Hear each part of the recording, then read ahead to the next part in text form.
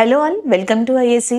So మనం daily current affairs discuss చేస్తున్నాం కదా. ఈ వీడియోలో కూడా డైలీ కరెంట్ అఫైర్స్ని డిస్కస్ చేద్దాం.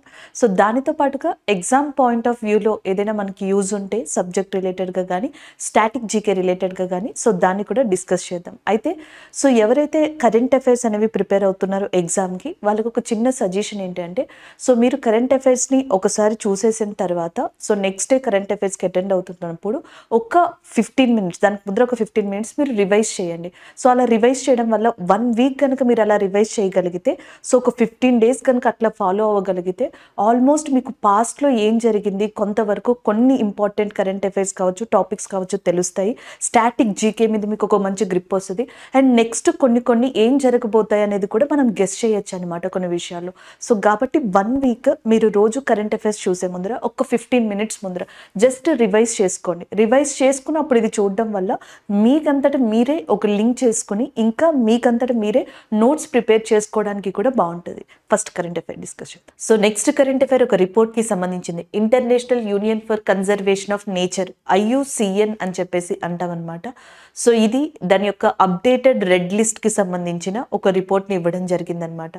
ఈ IUCN అనే సంస్థ ఏం చేస్తుందంటే ప్రపంచంలోని పర్యావరణానికి సంబంధించి ఎన్వైర్న్మెంట్కి సంబంధించిన ట్రీస్ కావచ్చు లేకపోతే యానిమల్స్లో డిఫరెంట్ స్పీషియస్ వివిధ రకాల జాతులు వాటిని కౌంట్ చేసి వాటి యొక్క పాపులేషన్ తగ్గుతుందా పెరుగుతుందా తగ్గిపోతుంటే దానికి కారణం ఏంటి ఫ్యూచర్లో ఇవి ఉండవా ఇలాంటి వాటి మీద అవి ఏ పొజిషన్లో ఉన్నాయి అని చెప్పే దాని మీద ఒక కలర్ని ఇండికేట్ చేస్తుంది.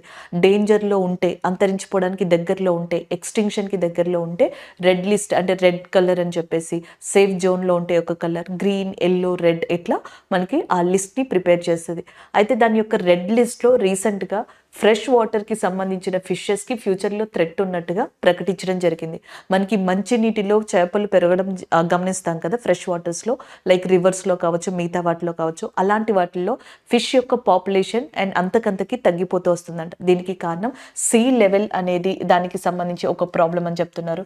అంటే సముద్ర మట్టం యొక్క ఏదైతే ఎత్తు ఉంటుందో అది, అలాగే next global warming, pollution, dams ఇలాంటివి కన్స్ట్రక్ట్ చేసి వాటర్ని ఎక్స్ట్రాక్ట్ చేయడం, మనం వాటర్ని తీసేసుకోవడం ఇలాంటివన్నీ కూడా దీనికి కారణాలుగా చెప్పడం జరుగుతుంది అనమాట.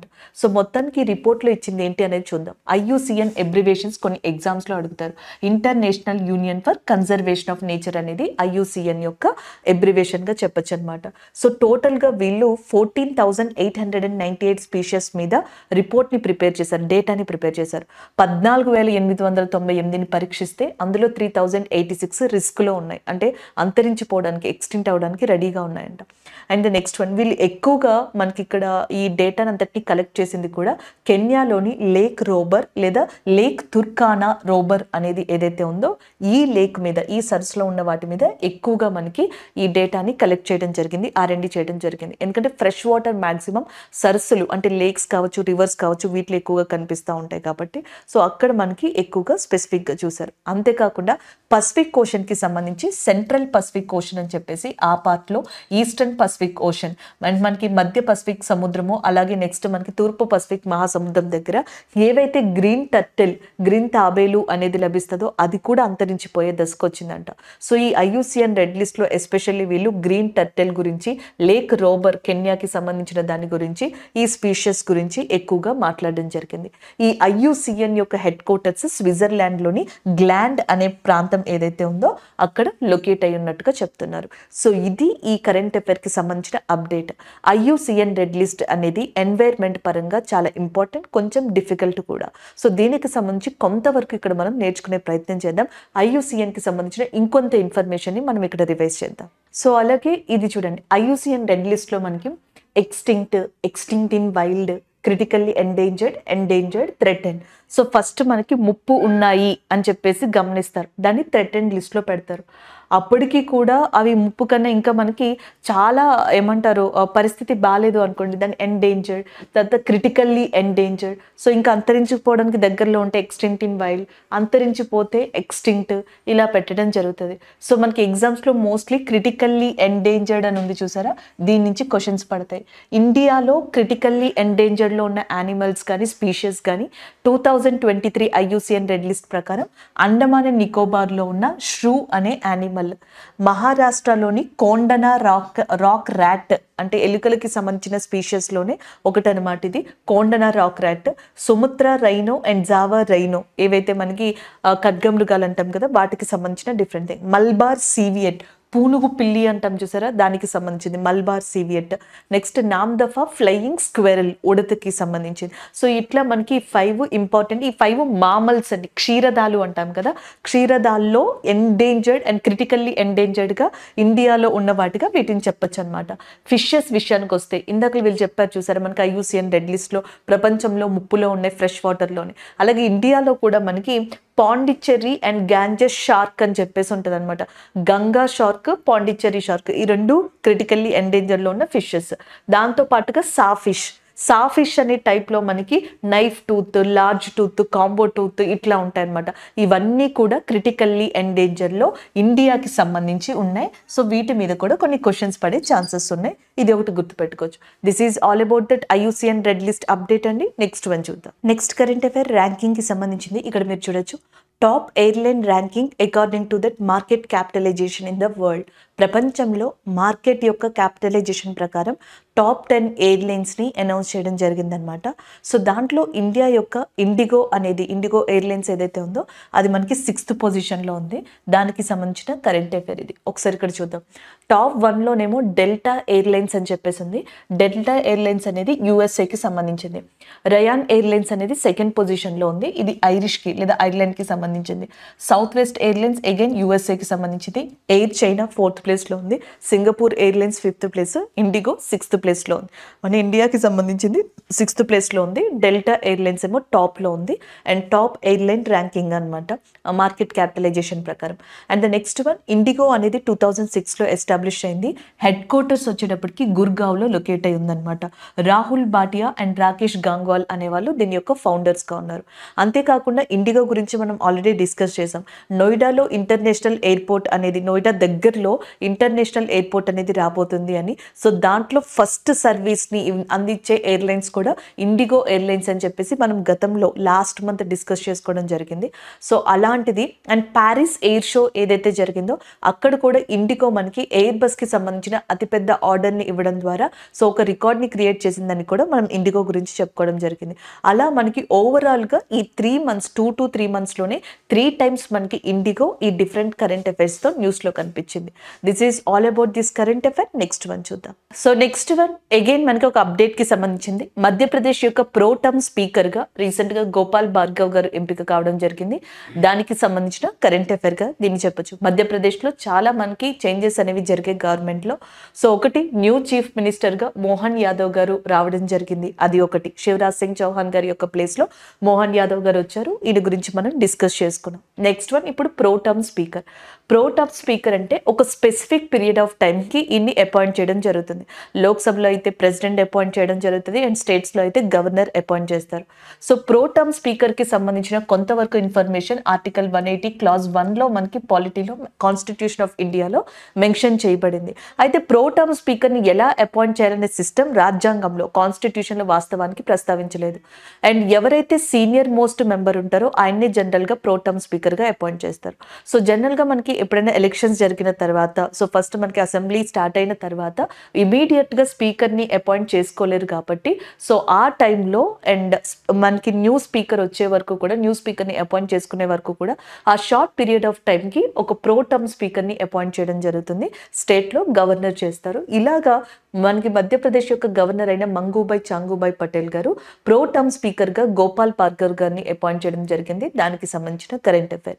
సో మనకి ఫస్ట్ లోక్సభ స్పీకర్గా జీవి మౌలాంకర్ గారు అపాయింట్ అవ్వడం జరిగింది అప్పట్లో. అండ్ ప్రజెంట్ మనకి లోక్సభ స్పీకర్గా ఓం బిర్లా గారు ఉన్నారు. First Lok Sabha speaker and present Lok Sabha స్పీకర్గా చెప్పొచ్చు అనమాట.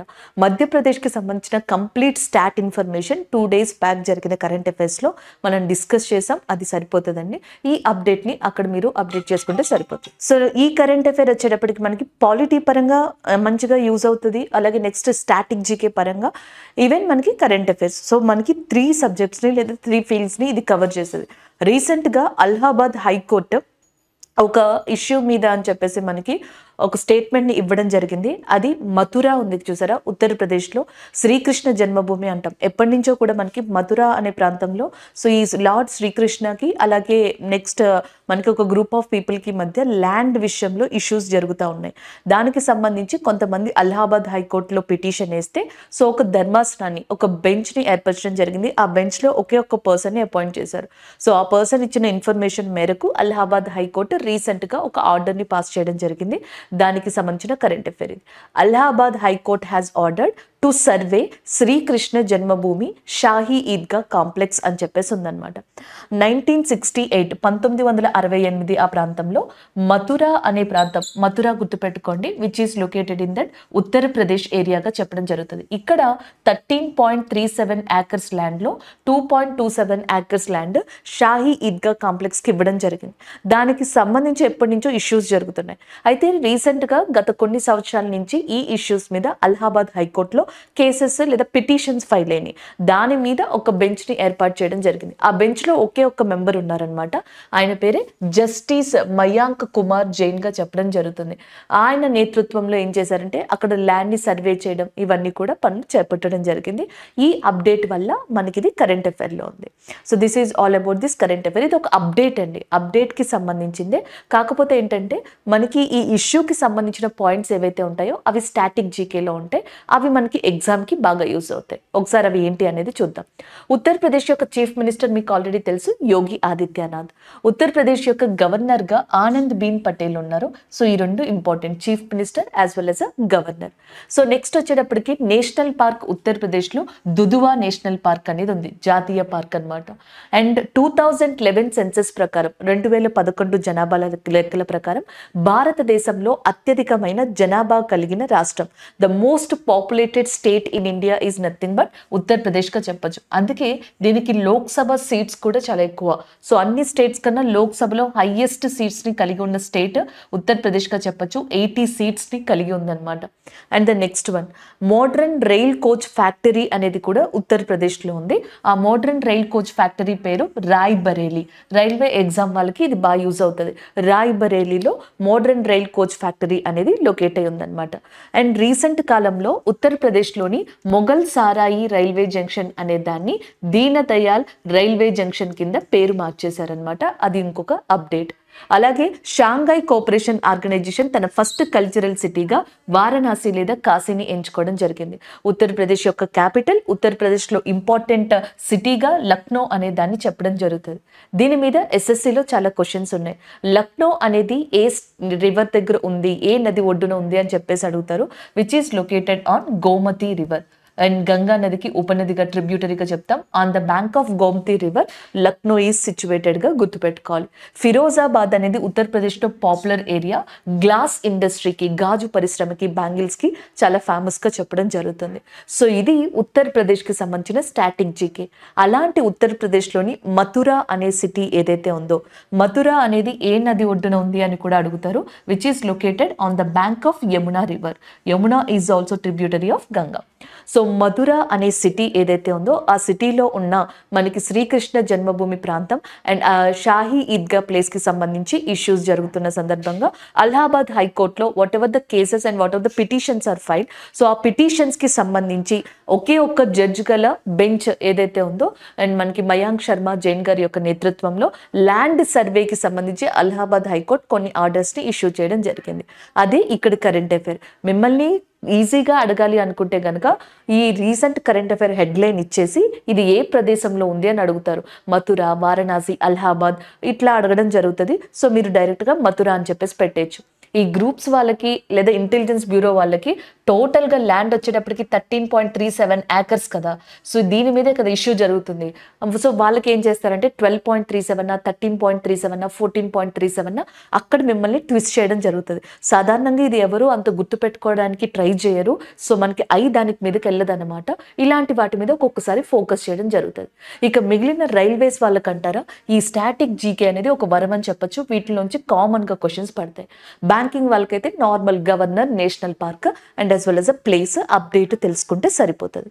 కాకపోతే ఇక్కడ హైకోర్ట్స్ గురించి మాట్లాడుతున్నాం కాబట్టి ఇంకొంత ఇన్ఫర్మేషన్ తెలుసుకుందాం.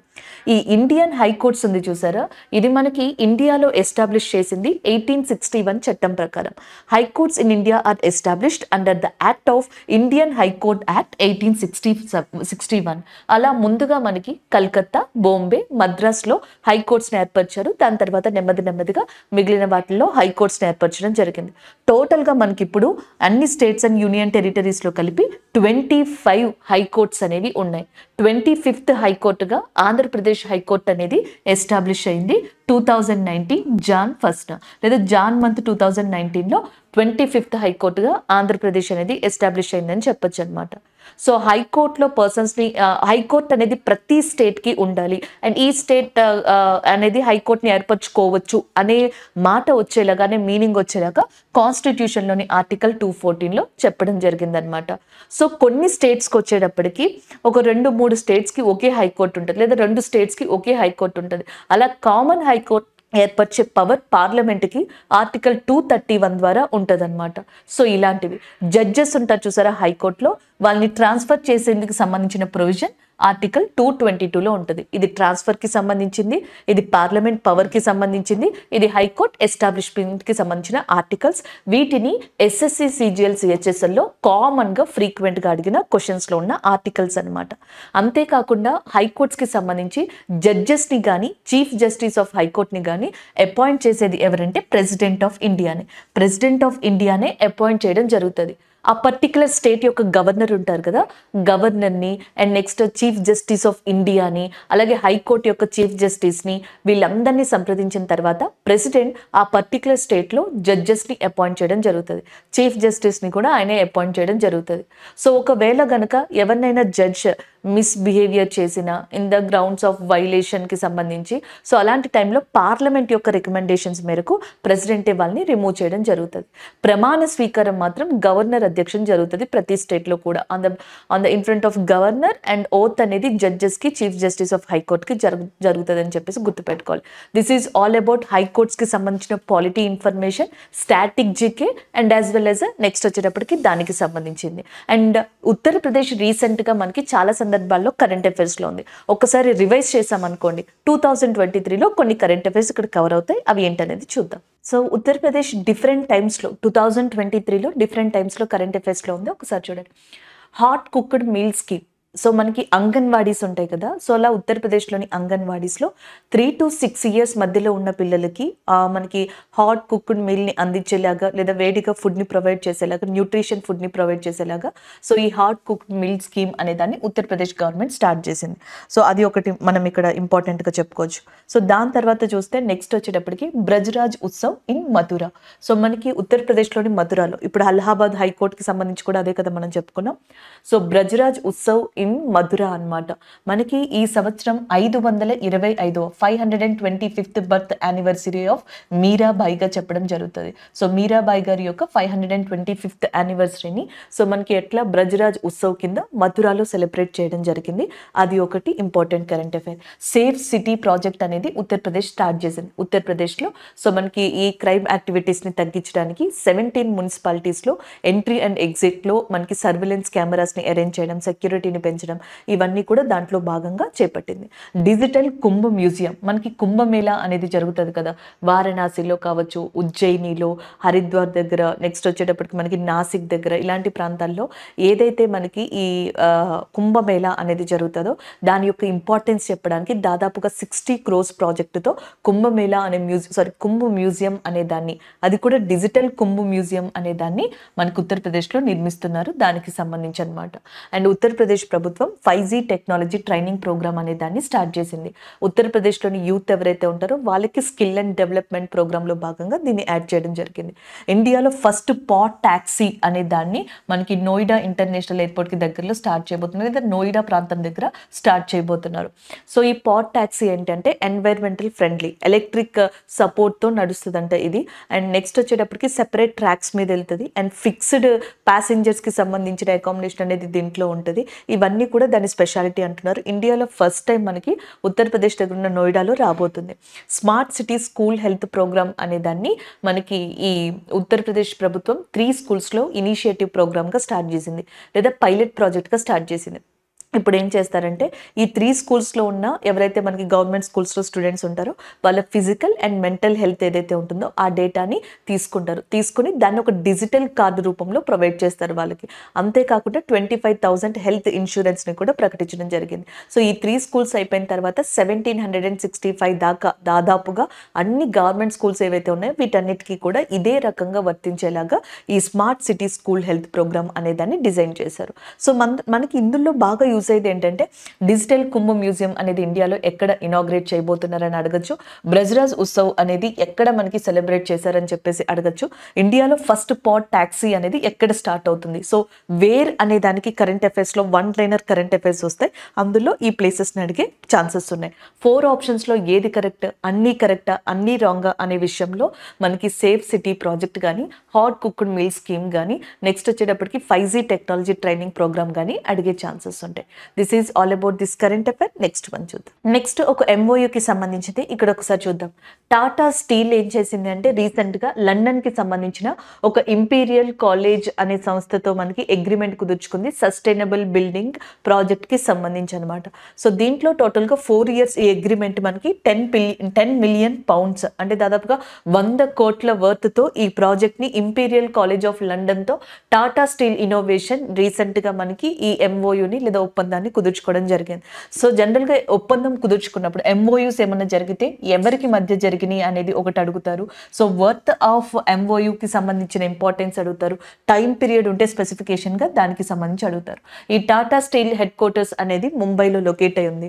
టాటా గ్రూప్ ఆఫ్ కంపెనీస్ ఏవైతే ఉన్నాయో దాంట్లో వన్ ఆఫ్ ద ఇంటిగ్రల్ పార్ట్గా ఈ టాటా స్టీల్ అనే దాన్ని చెప్పొచ్చు అనమాట. సో ఇప్పుడు టాటా గ్రూప్ ఆఫ్ కంపెనీస్కి మనకి ఎన్ చంద్రశేఖరన్ ఎవరైతే ఉన్నారో సో ఆయన MD అండ్ డైరెక్టర్ జనరల్గా ఉన్నారు. చంద్రశేఖరన్ గారికి ఈ సంవత్సరం ఫ్రెంచ్ యొక్క హైయెస్ట్ సివిలియన్ అవార్డ్ చెవిలియర్ అవార్డ్ అనేది కూడా రావడం జరిగిందనమాట. ఇది ఆల్రెడీ మనం డిస్కస్ చేసుకున్నాం. French highest civilian award Narendra Modi గారికి వచ్చింది. సో ఆయనతో పాటుగా మనకి ఎన్ చంద్రశేఖరన్ గారికి కూడా ఈ సంవత్సరమే 2023లోనే ఫ్రెంచ్ యొక్క హైయెస్ట్ సివిలియన్ అవార్డు వచ్చిందనమాట. ఈ టాటా గ్రూప్ ఆఫ్ సంస్థని ఒరిజినల్గా స్టార్ట్ చేసింది జంషెడ్జీ టాటా గారు. సో దాని తర్వాత నెక్స్ట్ టాటా గ్రూప్ ఆఫ్ సంస్థలు డిఫరెంట్ కైండ్ ఆఫ్ ప్రోగ్రామ్స్తో ముందుకెళ్ళినాయి. అందులో ఇది వన్ ఆఫ్ ద ఇంపార్టెంట్గా చెప్పొచ్చు అనమాట. This is all about MOU. Just 1 liner current అఫైరే. మీరు గుర్తు పెట్టుకోవాల్సిన మెయిన్ అంశాలు time period and amount worth and ఎవరెవరికి మధ్య జరిగింది అనేది గుర్తు పెట్టుకుంటే సరిపోతుంది. నెక్స్ట్ కరెంట్ అఫైర్ స్పోర్ట్స్కి సంబంధించిందిగా చెప్పొచ్చు. ఇక్కడ మీరు చూడొచ్చు international tennis hall of fame అనేది 1954లో ఎస్టాబ్లిష్ చేయబడింది. సో దాంట్లో మెంబర్స్గా ఇండియాకి సంబంధించిన tennis players, former tennis players ఎవరైతే ఉంటారో ఒకళ్ళు విజయ అమృతరాజ్ అనే పర్సన్, ఇంకొకళ్ళు లియాండర్ పేస్, వీళ్ళిద్దరిని కూడా సెలెక్ట్ చేయడం జరిగింది. దానికి సంబంధించిన కరెంట్ అఫైర్. సో దీంట్లో డెప్త్కి వెళ్ళాల్సిన అవసరం లేదు. నార్మల్గా ఈ నేమ్స్ని స్పోర్ట్స్ పరంగా గుర్తుపెట్టుకోవాలి. రీసెంట్గా మనకి విజయ్ అమృతరాజ్, లియాండర్ పేస్ న్యూస్లో ఉన్నారు. వీళ్ళు ఏ స్పోర్ట్కి సంబంధించిన వాళ్ళు, లైక్ మనకి రన్నింగ్ కావచ్చు, టెన్నిస్ కావచ్చు, లేకపోతే షూటింగ్ ఇట్లా అడుగుతారు. టెన్నిస్కి సంబంధించిన ఫార్మర్ క్రీడాకారులు. వీళ్ళిద్దరినీ కూడా international tennis hall of fame దాంట్లో సభ్యులుగా లేదా మెంబర్స్గా అపాయింట్ చేసుకోవడం జరిగింది. దానికి సంబంధించింది. అలాగే నెక్స్ట్ మనకి జీకే పరంగా చూస్తే టెన్నిస్లో గ్రాండ్ స్లమ్స్ అని చెప్పేసి ఉంటాయి. వీటి గురించి already 2 days back 3 days back మనం ఎక్స్ప్లెయిన్ చేసుకున్నాం కూడా. దీంట్లో Australia open and French open, Wimbledon, US open ఉంటాయని. ఈ 4 3 గ్రాండ్ స్లమ్స్ని ఆల్రెడీ మనకి నోవాక్ జోకోవిక్ తీసుకున్నారు. వింబుల్డన్ మాత్రమే ఆయన రన్నర్గా నిలవడం జరిగింది. ATP ర్యాంకింగ్లో చూసుకుంటే మనకి టెన్నిస్ యొక్క ర్యాంకింగ్లో చూసుకుంటే టాప్ 1గా నోవాక్ జోకోవిక్ ఉన్నారు ప్రెసెంట్. అది కాకుండా విట్మాన్ కప్ అని చెప్పేసి టెన్నిస్కి సంబంధించి ఉంటుంది. ఇది ఒకటి.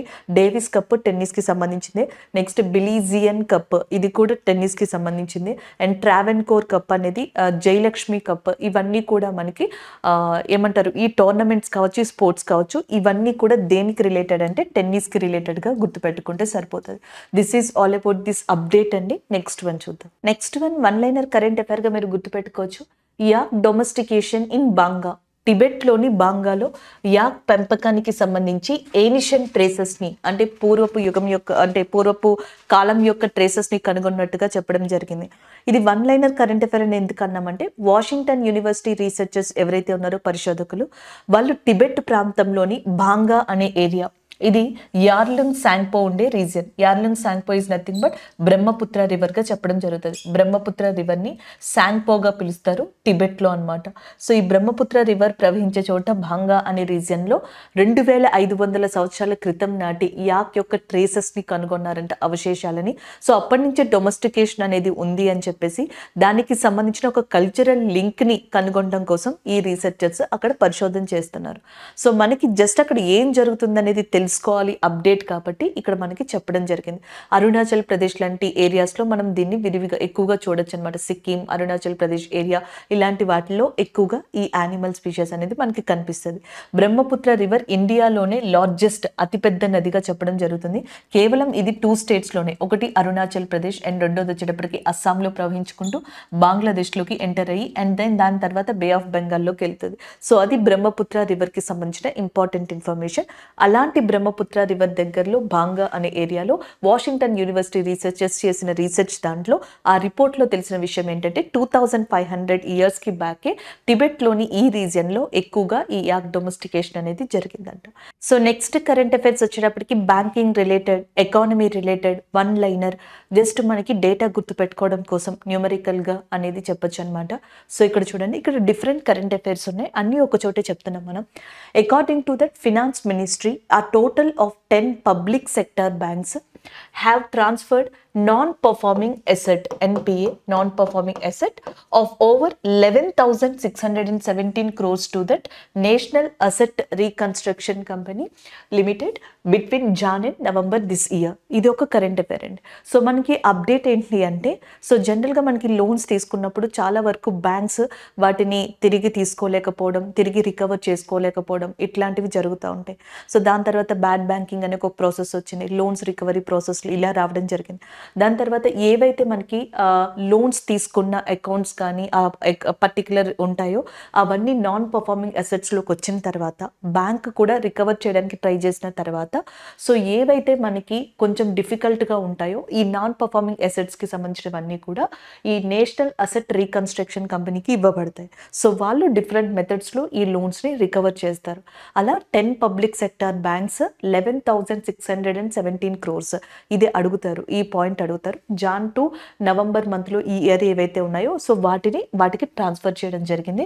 దానికి సంబంధించిన కరెంట్ అఫైర్ ఇది. Next one, Asian development bank raised India's growth forecast rate to that 6.7% for the financial year 2023-24.